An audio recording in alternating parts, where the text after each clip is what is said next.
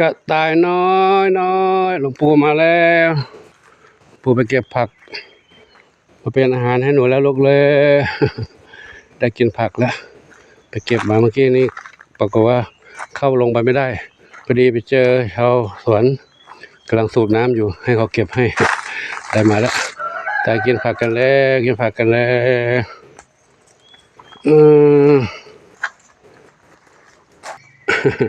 ตายรออยู่แล้วมาแล้วกินผักบุ้งจุบ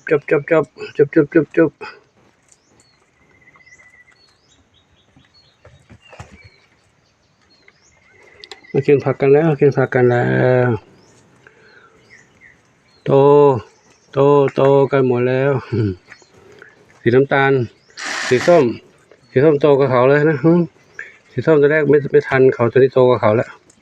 โตเร็วสีส้ม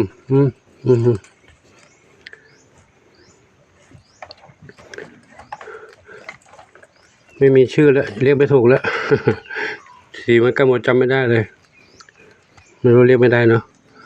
เรียกกระต่ายวัดแล้วไม่รู้ใครเป็นใครไม่รู้จำไม่ได้แล้วต้องทำเครื่องหมายแล้วทำเครื่องหมายจะจำได้ตัวนี้จำไม่ได้ทั้งตัวเลย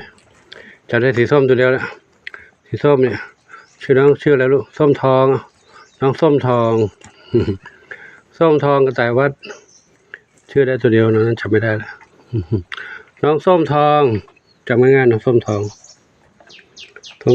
พ่อก็ชื่อขาวมณีจำปาส้มทองอีก5เหมียวจำไม่ได้ชื่อละมันสีเหมือนกันหมดกินเลยลูกนะของปู่มีเยอะลูกเก็บมาแล้วเดี๋ยวกินได้เรื่อยๆลูกเรื่อยๆเดี๋ยวไปให้พ่อกระต่ายบ้างกินได้เรื่อยๆนะกินกระจายไปนึงมั่งเนาะอาหารเม็ดสลับกับอาหารผักผักเด็กๆชอบกินผักมากกว่าผักมาเท่าไรกินหมดเลยอาหารเม็ดก็กินแต่อาหารเม็ดมีน้อยลูกกินเป็นมื้อเนาะอาหารเม็ดเนาะนายพ่อกระต่ายขาวมณีของปู่เก็บผักมาให้กินในโรงเรียนนะกินผักเนอะกินเลยลูกกินเลยไม่ออกแล้วไม่ต้องออกข้างนอกห้ามออกกินในนั้นลูกกินเลยลูกกินเลยเด้อกินจบกิ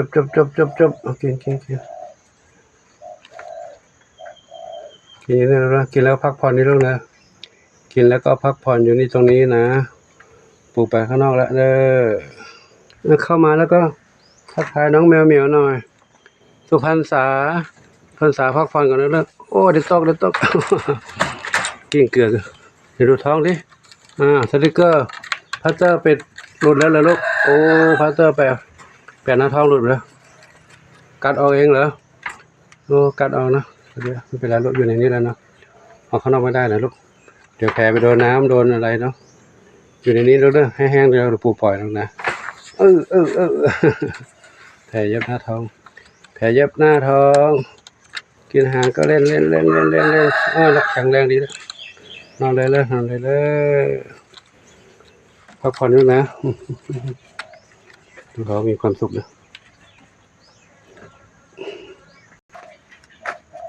เจดีน้องเจดีก็อยู่ตรงนี้นะเจดีอยู่ตรงนี้เอาละเรื่องปู่ขอทำงานด้านนอกก่อนนะเดี๋ยวมีงานทำอีกหลายอย่างอยู่เก็บกวาดใบไม้อีกน้องอะไรขวัญจิตก็อยู่ตรงนี้ขวัญจิตอยู่กับพี่อะไรเนี่ยพี่เท้าเล็กขวัญจิตอยากกินอาหารเปียกไม่มีหมดแล้วขวัญจิตบอกนอนเล็กอยู่หนูเคี้ยวอาหารเม็ดไม่ค่อยไหวนอนตรงนี้นะเล่นกับพี่น่ะพี่เท้าเล็กเขาใจดีเท้าเล็กใจดีเล่นกับหนูได้นะเล่นด้วยกันนะใครไม่อ้อนหลวงปู่อีกอั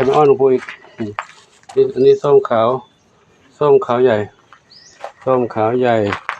นฝันใหญ่นี่ใครนี่หนุ่มอะไร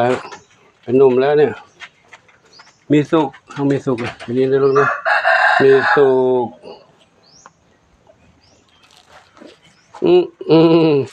มาด้านนี้ใครอีกนี่ใครทองเล็กเ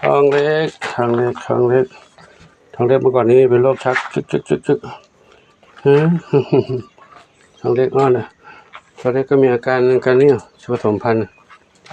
แต่เขาทำหมันแล้วไม่มีปัญหานะฉะนั้นโดยสัญชาตญาณเขาเป็นเช่นนั้นสัญชาตญาณธรรมชาติของน้องกระต่ายน้องเหมียวเอาละผมขอยุติคลิปไว้เท่านี้กันนะขอโมทนาสาธุกับทุกท่านเริ่มทักอีกหนึ่งเหมียวชื่ออะไรลูกชื่ออะไรรายงานตัวหน่อยสิรายงานตัวหน่อยชื่ออะไรนะชื่อดวงฤดีอยู่นี่นะใครเล่นตรงนี้ใครเล่นนี่หนึ่งเดียวอันนี้น้องอะไรลูกน้องเฮงนี่เหรอเฮงอยู่นี่เฮงหนึ่งเดียวนี่ใครเอกนี่ใครนะมนชัยสีลูกสี่นี่สามสีนวลสีอ้อนของปู่นี่สีอ้อนของปู่นี่ส้มขาวเล็กสีแว่นดำนี่ดำสนิทอยู่กับลูกน้อยสีหน้าส้ม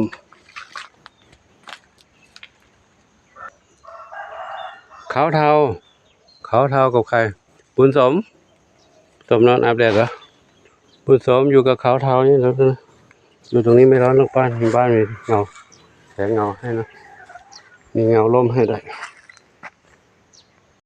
บุญชัยอยู่ในว่างสบายใจลูกเนาะออกไม่ได้ลูกกวนกันกัดกันบุญชัยน้ำเพชรปุยฝ้ายอยู่ตรงนี้น้ำเพชรกับปุยฝ้ายน้ำเพชรอยู่ตรงนี้นะไปมาแล้วเนี่ยตอนนี้ถ้าเจดีมาจะกวนกันเจดีมานี้จะขู่กันมาเริ่มแล้วมาหานักเลงมาเจอกันนะเดี๋ยวนักเลงกันไปหาเขาทำไมล่ะไม่ต้องมาหากันอยู่คนละที่เลยนอนตรงนี้เลยอยากจะมีเพื่อนเป็นนักเลงเขาไม่ยอมมันนั่นบุญชัยไม่ยอมแต่เจดีอยากมีเพื่อนด้วยแต่เจดีอยากมีเพื่อนด้วยแต่บุญชัยไม่ยอมมีเพื่อนด้วยเลยไปแยกกันเร็วแยกกันน้ำเพชรก็ไม่อยากมีเพื่อนด้วยแบบนี้นะโอ้ไปละผมไม่เล่นด้วยเราอยู่คนละด้านไม่เป็นไรนะหนึ่งน้องเป็นไงบ้างลูกเสียงไม่มีเลยเสียงน้อยเดียว